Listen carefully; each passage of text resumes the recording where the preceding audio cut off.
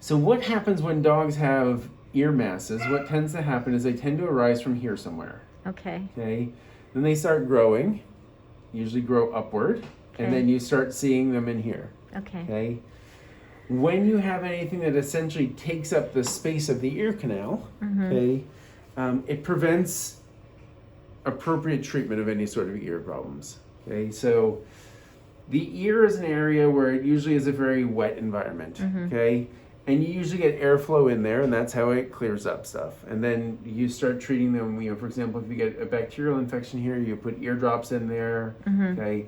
Part of the eardrop is to treat the bacteria, part of it is to dry out the area. Okay. And if you've given eardrops before in fairly normal dogs who just have an infection, okay, you'll notice one of the things they often do is shake their head and the stuff starts flying everywhere. Right. Okay.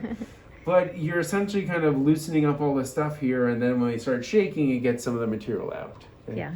When you have a mass here, okay, it takes away the ability to do that. Okay. Okay, meaning that Yeah. you can't clear things out if there's something literally holding stuff in. Okay, and often what happens is this mass extends in here, and what they were able to reach there is essentially the stuff that kind of turns the corner. Right. Okay, so the stuff that they did is they grabbed here and removed some. Yeah. Okay, but you have this stuff that usually sits down here. Okay, and causes everything to kind of block up. Okay, and that's why you can't get rid of those ear infections, is because you can't get medications down to it, and it doesn't dry out because it essentially creates a little kind of vacuum or a little kind of damp area for it to live in. Right. Okay. When you're left with that point where you're going, okay, well, we can't get down there. Okay, we can't get this mass out. We say, well, how do we get rid of the mass? Okay. The mass usually comes from the little glands that live right on the inside of this canal. Okay. And as Dr. Hudek already did, you go in there, you essentially grab and pull. Okay. The plus of that is you get some of the mass out. You find out exactly what you're dealing with. Okay. The downside to that is that it doesn't get everything. Okay. Because what you're trying to get is essentially you're trying to get all the little glands that line the edges of this canal. And you're obviously not going to do that when you're just kind of pulling from the inside. Right. Okay. That's why they tend to come back. Okay. So what we do is we talk about something called a total ear canal ablation, okay? And then with that is something called a bulla osteotomy, okay? So when we abbreviate it, people call it a TICABO, okay, or a TICABO, okay? Essentially what that means is we make an incision kind of around the opening right here, okay? We dissect down around the cartilage here, okay, all the way down here, all the way down here, okay? Work our way around the glands. There's a little nerve that runs right around here too that we dissect around, okay, till we get to this point. Okay. Okay, when we get to this point, we actually remove this portion here, okay, and then we take all of this out. Okay, so you're left with this canal is gone, this canal is gone. And so it just closes. So what we do from there is we say, okay, well, you already asked the question of what happens to all the stuff that lives in there, okay? The fluid and stuff that accumulates and that sort of stuff normally, okay? Well, if you just leave this and let this close like that, then you're going to get a big abscess down there, okay? So what you actually have to do, the other portion of this, the bulla osteotomy portion, means that we go in, we actually take the wall of the bone off right here, okay, and actually clean out all of this, okay? And that's where sometimes their little vestibular or their balance apparatus gets disrupted temporarily, okay? Because you have to get all the lining of this that usually lives in there. Okay? So you're removing the whole apparatus that makes all that. Yes, that does all that. exactly. So we go in here, we open, essentially if you're looking at it from the side, you're going down, you're dissecting through this canal and you're getting to here, okay?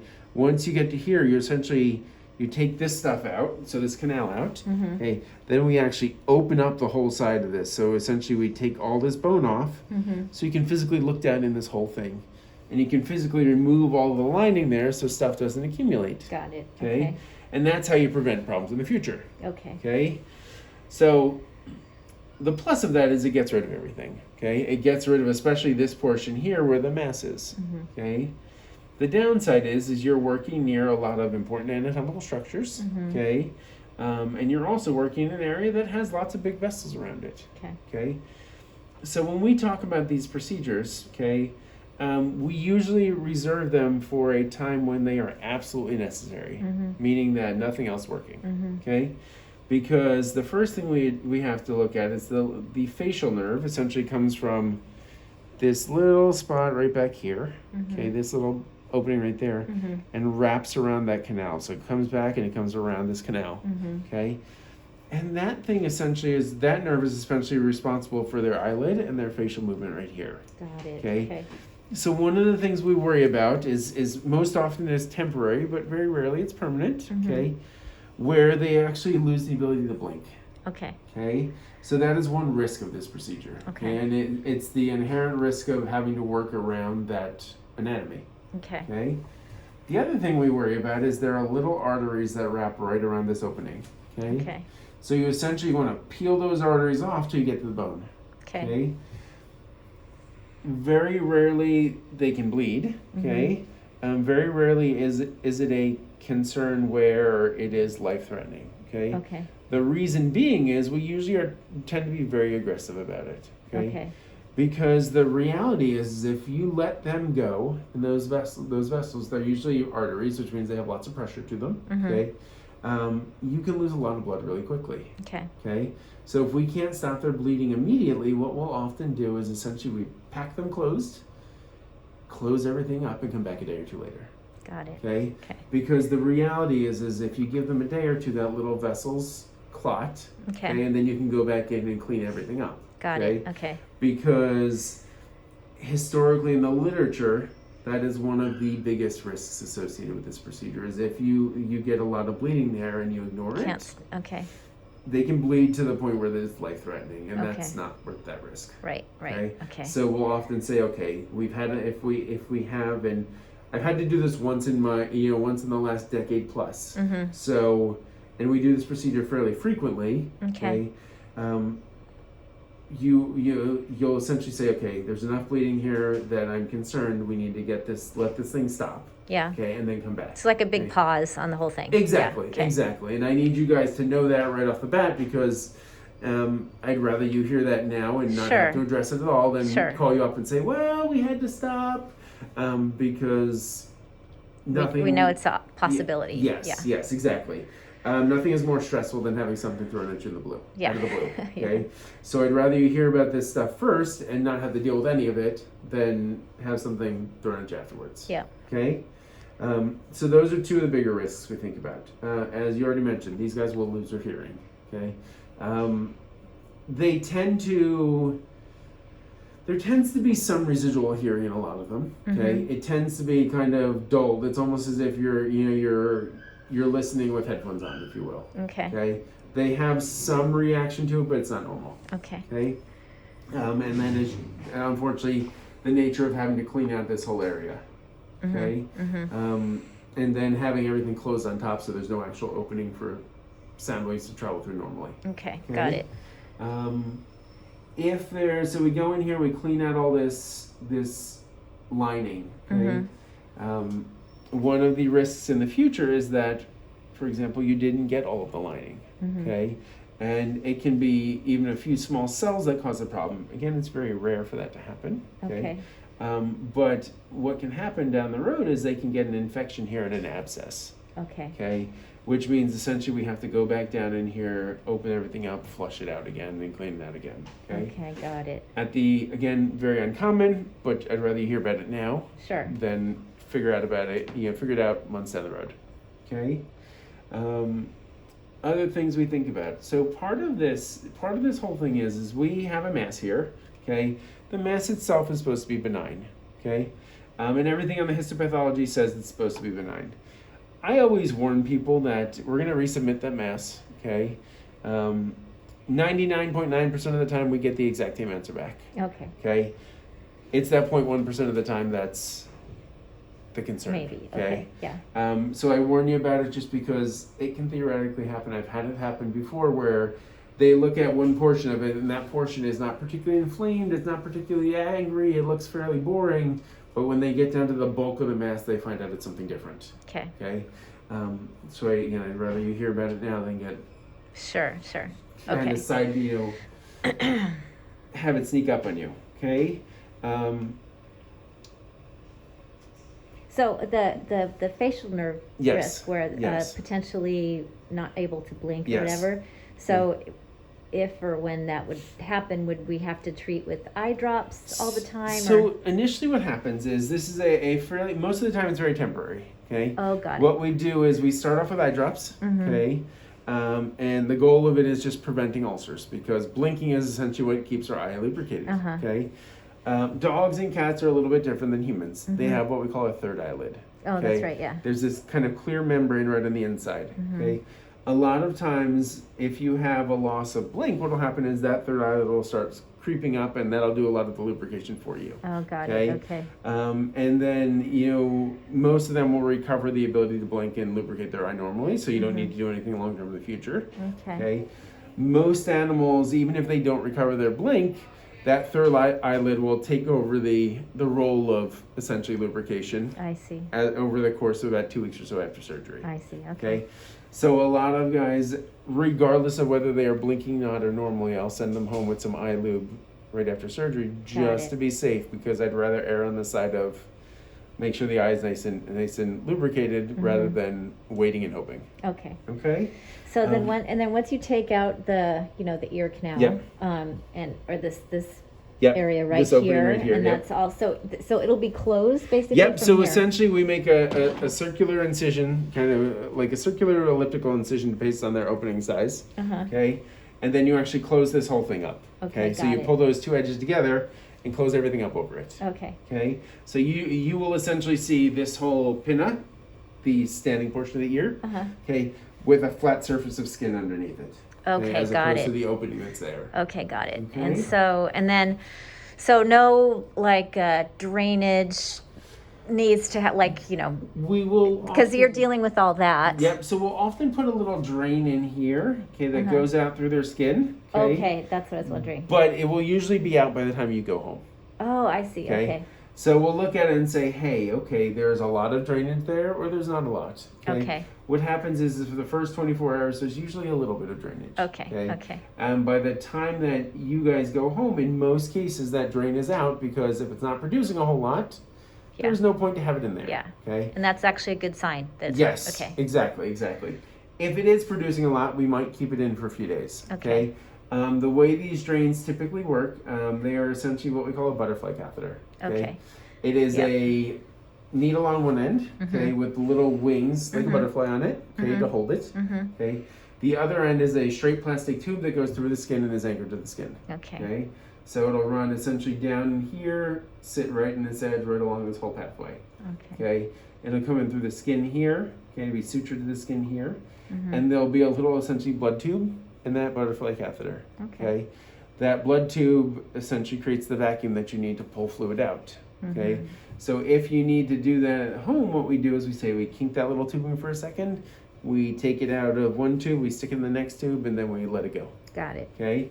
But very rarely do you guys have to go home with that. Okay. Okay. Okay. And then, sorry, go ahead. Go ahead. What were you gonna say? Oh, just recovery time.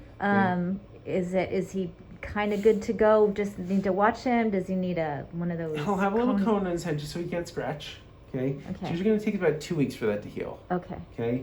Every time we go in the ear, okay, what we do is we take all this stuff out.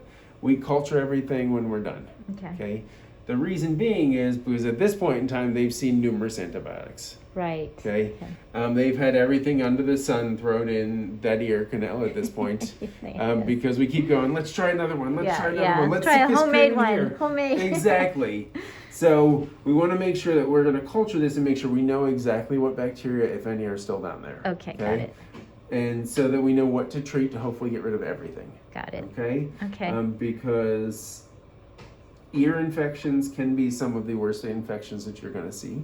Okay, because as we already said, they've usually had everything under the sun thrown at them. And haven't been able to clear them because the environment just doesn't allow it. Okay, so it is not uncommon for us to find bacteria that are resistant to multiple drugs. Got it. Okay, so we want to know exactly what we're dealing with because guessing is not a good game for these guys. Okay. Sounds good. The other thing I always tell, so usually about 10 to 14 days, no running, jumping, wrestling, anything like that. Okay. They'll have a cone in their head just to make sure they don't scratch it. Okay. one thing we do before surgery, okay? I almost always will recommend a CT of their skull, okay? The goal is we want to make sure that this is exactly what we think it is. Got okay? it. Mm-hmm. It only takes one time to go in there expecting it to be a very benign mass and have this thing kind of eaten through the canal and everywhere. Okay, that's something you want to know before you start cutting stuff. Okay. Okay. Most likely, what will happen is we'll get our CT and we'll say, okay, this looks fairly normal. Maybe it's a little bit thickened because it's inflamed, and then there's a mass inside here, and it's a little bit thickened because of chronic inflammation. Okay. That's exactly what we want to see. That's exactly what we want to hear. That's the best case scenario. Okay. But what we're doing is making sure that there's not something that's going to shock us. Okay. Okay. Because we've already talked That about potentially is something surgery can't fix. Yes. Okay. Yes. Or it's much worse than we think it is from Right. the what we're seeing on the surface. Okay. Especially when we're working near those anatomic structures, let alone the thing that sits right up here, the brain. Okay. I've had cases where they're like, oh, it's just this benign little mass, and then you get in there and you CT it, and this whole it's kind of obliterated this canal. It started eating through the bone this way.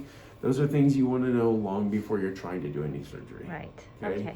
So we will usually do that. Okay. If we run into a situation, I think it's going to be remarkably rare that that's the situation. Okay.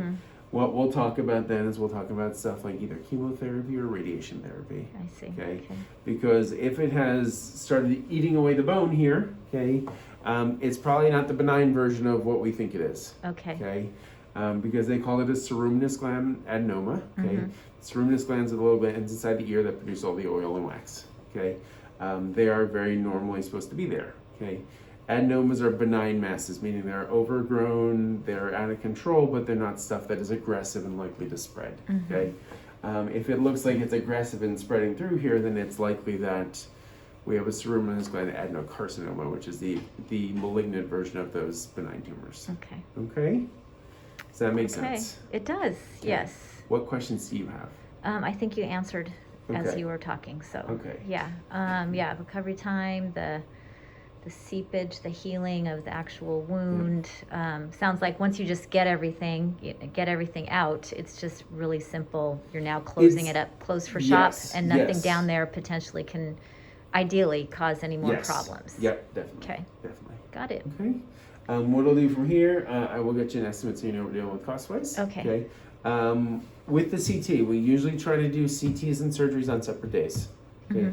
The reason being is I don't want our radiologist trying to rush through things and give us an answer, because that usually means mistakes happen. Sure. Okay. That's fine. So we'll usually do a sedated CT first, give them a few days, give her a day or two, get our results back, and make sure we're not surprised by anything. Okay. And we set up surgery. Okay. Okay. As far as urgency, we're gone a lot this month.